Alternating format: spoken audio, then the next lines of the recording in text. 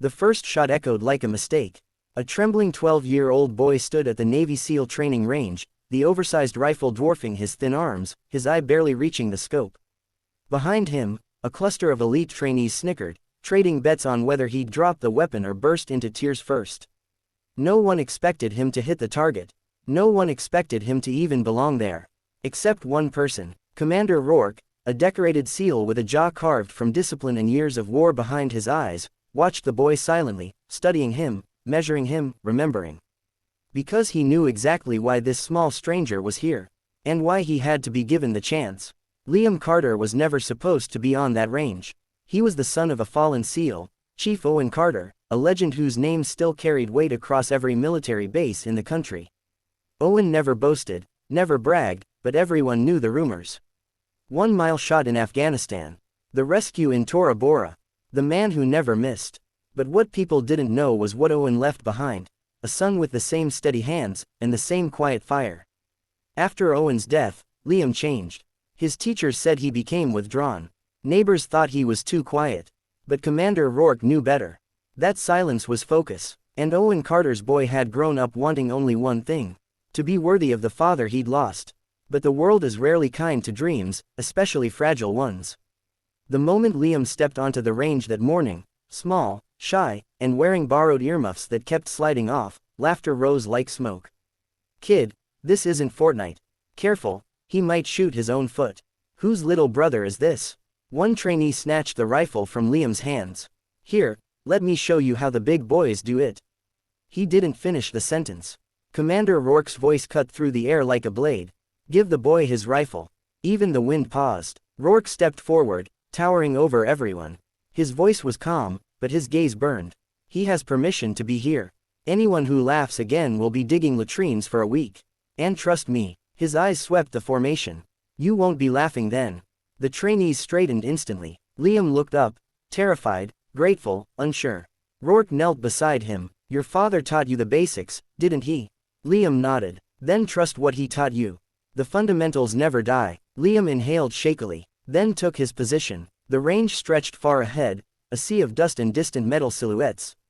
The first target was 300 meters. The trainees expected him to miss by a mile. But Liam settled the stock into his shoulder the same way he had watched his father do. His breath slowed, his heartbeat steadied, his small finger curled around the trigger. Bang! A perfect center hit. The laughter behind him stopped instantly. Rourke's expression didn't change, but a spark of pride flickered in his eyes. "Again," he said softly. Bang! Another hit. Bang! Another. The whispers started. "Beginner's luck. No kid shoots like that. Is this some kind of trick?" But Rourke just crossed his arms. "Let him work." The targets moved farther. 500 meters. 650. 800. Liam hit them all. By now, the range had fallen silent.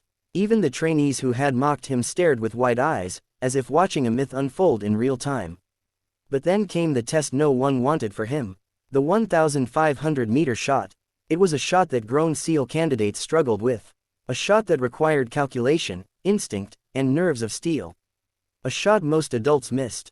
And now, a 12-year-old boy was kneeling before it. Rourke walked up behind him.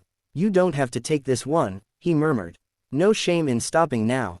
Liam swallowed, but he shook his head. "My dad made this shot once," he whispered. "He said, if you can see it, you can hit it." Rourke closed his eyes for a moment, because he remembered Owen saying that too. "Then make him proud," he whispered. The wind shifted. Dust swirled. The world seemed to hold its breath. Liam didn't blink. He adjusted for wind drift. Raised the elevation. Let the world fade until only the target existed. And then, bang, a full second of silence. Then the distant metallic ping echoed across the range. The trainees gasped. Some cursed. Some dropped their rifles. One sat down because his legs suddenly stopped working. But Commander Rourke, he didn't gasp. He didn't cheer. He simply pressed a hand gently onto Liam's shoulder. "I knew you had it," he whispered. But that wasn't the end. Because now the instructors watching from the tower had taken notice. They began calling out shots, faster, harder, impossible combinations meant to break even the best shooters. Hanging plate, 700 meters. Timed burst, 3 shots, 400 meters. Rotating target at 1,000, let's see him try. One by one, Liam answered every challenge. Bang, bang, bang. 27 perfect shots in a row. 32, 41. He wasn't just performing well. He was breaking records. Records that had been set decades ago. Records held by legends. Records his own father had once set. The range officer stepped forward in stunned disbelief. This is impossible, he muttered. No trainee, no SEAL, has ever shot like this. Commander Rourke smiled for the first time that day. He's not just any shooter, he said quietly. He's Owen Carter's boy. When the final shot was fired, Liam lowered the rifle slowly, his arms trembling, not from fear, but from the weight of what he had just done. The same trainees who mocked him now stood in a line, silent, humbled, waiting. And then something extraordinary happened. One by one, they saluted him. A child, a boy they once laughed at. A boy who shattered every assumption, every expectation, every record ever set on that range. Liam blinked, confused. I don't understand, he whispered.